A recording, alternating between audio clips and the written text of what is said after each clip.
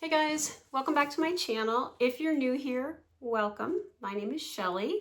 I am 63 years old and here we talk about Shelly's thoughts. Shelly over 60. So today's thoughts, I wanted to talk about that woman, Stephanie Minter. She was at a bus stop and I believe she was attacked and killed by an illegal immigrant. And the governor of that state, I believe her name is, I had it written here, Spanberger, right? What's going on there? She doesn't want to hand him over to ICE. She's telling them you have to get a judicial warrant, knowing that that's not a tool that is available to them. I don't even know that they can get a federal warrant to pick up this guy. And again, I believe it's a Democratic state and it's a blue governor. So you got to say to yourself, like, what are you doing, right? This guy, he attacked and killed a woman at a bus stop. It's not like they got a doubt if he did it. And you have him in custody, but you don't want to turn him over to ICE and let them deal with whatever they're going to do. Now, interesting thought my son-in-law had, which I thought was really interesting. He said, well, maybe because there's no actual conviction yet, right? This guy hasn't been convicted of anything yet. He's accused, but he's not convicted. And he said maybe she's wanting to make sure he is convicted so that he can't come back into the United States or whatever. Here's my thought. Penny for my thoughts. This is Shelly over 60. My thought is this. I think she's pulling Trump's chain and ICE. I think she just does not want to cooperate with ICE. And I think she's playing games. If I was a taxpayer in that state, I believe it's Virginia. I'll check, but I believe it's Virginia. I would lose my mind. I would be, what? You don't want to turn him over to ICE? Why? See, in my mind, this has been a problem. In my opinion, I'm not an expert, nothing like that. But in my opinion, one of the biggest problems in Minnesota was they didn't want to cooperate with federal agents. And like I said in a previous video, had they coordinated with federal agents, you send 2 agents to pick up 1 criminal, you go about your business, it's over. But you don't want to cooperate with federal agents. You release these people back into the wild, back into the communities. Well, now they got to send 20 or 30 agents out to go flush these guys out. And now they're picking up other, maybe illegal immigrants that have been here 25 years and have 3 kids, right? So in my mind, Governor Walz, this is on him, right? Like, I don't care if you're on the right or left or whatever you are. You have to common sense say, if they work with ICE agents, they call ICE and say, hey, we arrested this guy for domestic battery. We see that he has a deportation order. Come on and get him. That's a no-brainer. They come and get him and everyone goes about their business.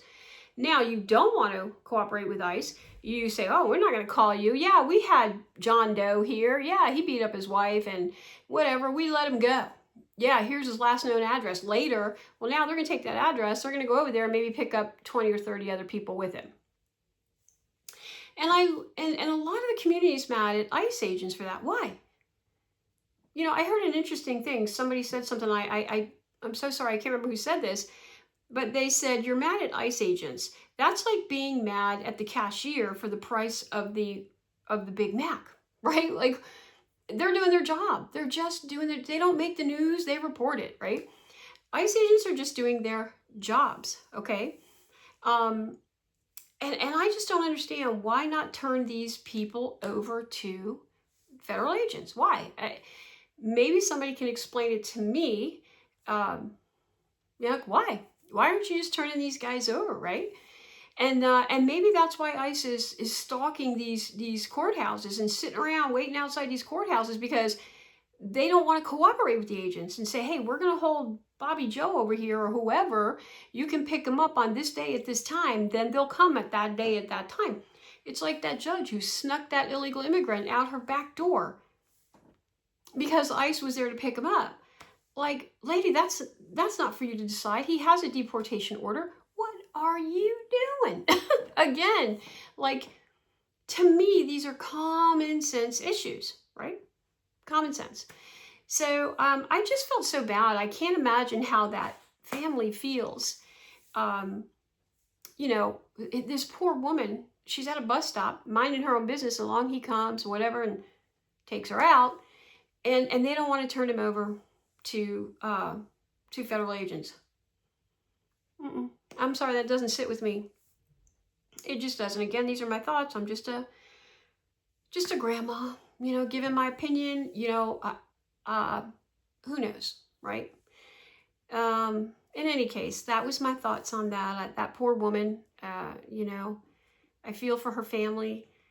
And it's just terrible. It's terrible. I can't imagine what that was like. You know, it was like that young lady that was, again, I don't know her name. I'm so sorry. She was killed on that bus. That little girl hiding like this. And that guy, for no reason, he had been let out of prison 40 times. And he just took her out. I'm almost of the mind that I think these judges at some point should be held responsible. Yeah, I'm sorry. You keep letting these repeat offenders out and out and out and out and out and out and out, and you just keep letting them out. You know, I believe, if I remember correctly, somebody told, I think it was this case, they said, hey, you know, he's going to hurt somebody, and then he killed this poor woman at a bus stop, right? It's just awful.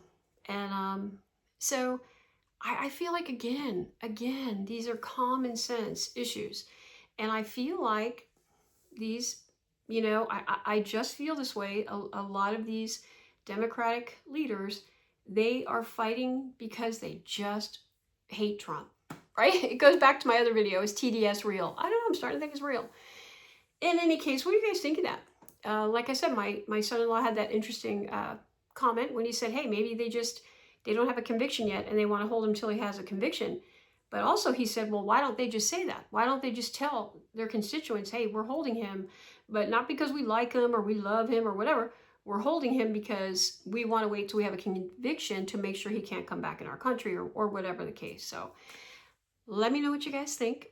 Do you think that they should just turn him over, or what do you think? What do you think the thing is there? And that was my Shelly's thoughts for today. You guys have a great day, and I'll see you in the next one. Bye.